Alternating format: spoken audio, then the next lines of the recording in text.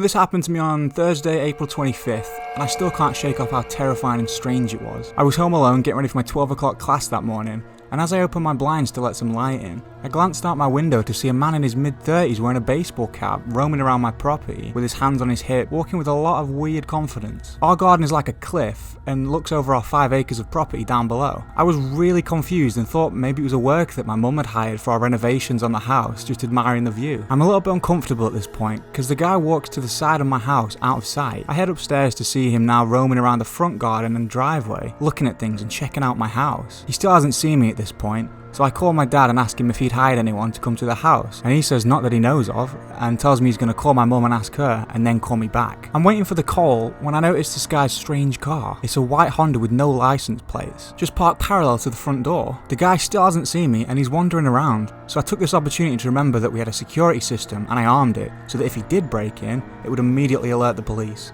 If this was some kind of worker, he would have rung the doorbell or knocked at least once. He did neither. Just then, I get a call back from my dad saying neither him or my mum had hired anyone to come out today, and that I needed to call our local police station immediately. I went back downstairs after making sure to lock every door and window upstairs and called the police. I explained to the woman at the other end what is happening, and she decides that she's not going to send an officer out, and instead gives me the number to call their emergency dispatch line, and told me to talk to them. I call the number she gave me and immediately get an automated message saying, "Thank you for calling my town's name, non-emergency hotline. Nobody's available to take your call right now. If this is an emergency, please hang up and dial 911. At this point, I'm really irritated because 15 minutes have passed and this weird man is still lurking around the house while I'm home alone.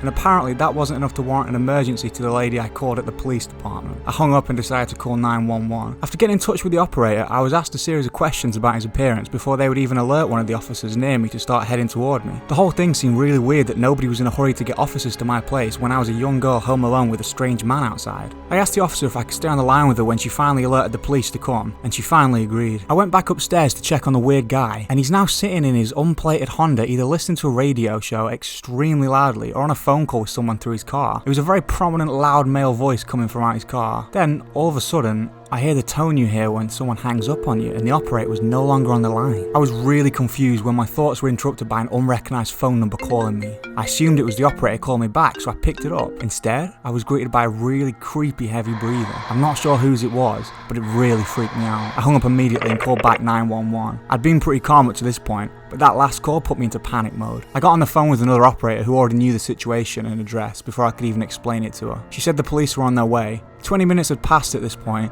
the guy is still in his car and the cops aren't here yet. Keep in mind, I live in a smaller town, so there's no reason why it took him so long to get to me. Finally, this man is leaving my driveway right as the cops pull in, and they stop him and ask a few questions. An officer then comes to my door and hands me a sketchy looking flyer saying it was just a landscaper. He said he had an appointment. I was really relieved but also irritated that it was just a man that my mum had hired, until I realised that it wasn't. I called my mum back and said, the cop said it was just a landscaper that you hired and that he had an appointment. My mum replies with, I can assure you, we never hired a landscaper. We don't even need one. So, creepy guy who poses as a landscaper to traffic people to rob their houses?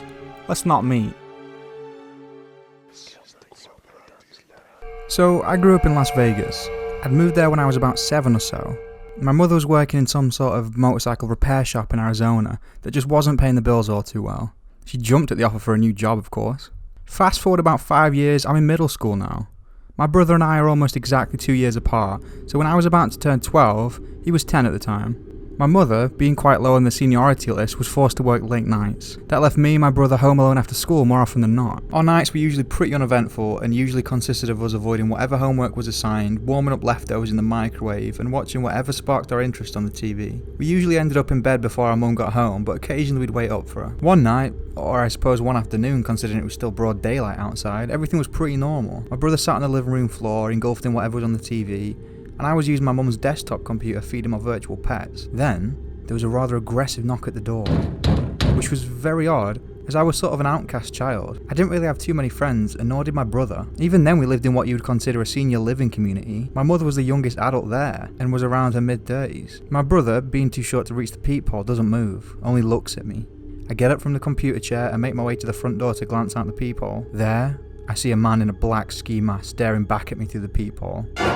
it definitely didn't seem real. It sort of seemed like something from a cliche horror movie, as if he was dressed to rob a bank. I was immediately scared shitless, and I obviously didn't bother asking who it was. I silently stepped away, turned off the TV, grabbed my brother and our small black Pomeranian and ran towards my bedroom. Once we were safely hidden in the cupboard, I informed him of what I'd seen outside. He didn't say much, but was visibly shook up. Just quietly stood there holding our dog. I slid out the tiny flip phone our mum had left us in case of emergencies and dialed 911. I whispered to the operator for the entirety of the call, as I didn't think the man had left considering the knocks persisted after we left the living room. Yet, somehow she understood me and sent out an officer immediately. As soon as the call had ended with the operator, I dialed my mother and explained everything to her. She ended up leaving work early and getting home around the same time the police had. Now, I'm not quite sure what deterred him from pursuing further, but of course the man was gone by the time they'd both arrived. The officer was very clearly not taking any of it seriously, most likely chalking up to two boys being paranoid from staying home alone. It was probably some young man playing a joke on his friends, was his explanation. However, like I stated previously, we lived in a senior living community. Who could he possibly be playing a joke on? His fucking grandma? He then gave me and my brother stickers as if that would somehow console our nerves after seeing some masked man pounding on the door. Fortunately,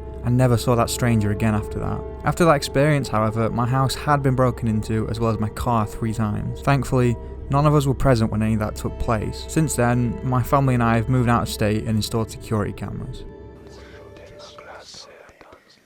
It was late 2009 and I was 10 at the time. Me, my mother and stepdad lived in a small town in Sweden in a big house. If you were upstairs you could hear talking coming from downstairs in the kitchen, so it wasn't that isolated. One morning I was home alone because my parents were going to my grandma's house and I asked them if I could stay at home because as a typical 10-year-old I thought I was too grown up for a babysitter. After about an hour or so of nagging, my mum said that I could stay home alone as long as I kept the doors locked and never opened them to anyone. It was really exciting for me and I stayed up late watching cartoons. If I remember correctly, I was watching SpongeBob in our living room and eating ice cream. After about 5 minutes eating the delicious ice cream, I was sure I heard a silent knock at the door. I didn't think too much of it and continued watching the show. Another 5 minutes passed and I heard the knocking again, but this time it was much louder. I was frozen in fear and waited for the knocking to stop. After about 30 seconds, the knocking stopped and the only sound was the TV. I called my mum and she said she'd be home in 20 minutes and told me to go into my room and lock the door. I went into my room without turning the TV off, so it was pretty loud. I sat in my room and after 2 minutes, I heard somebody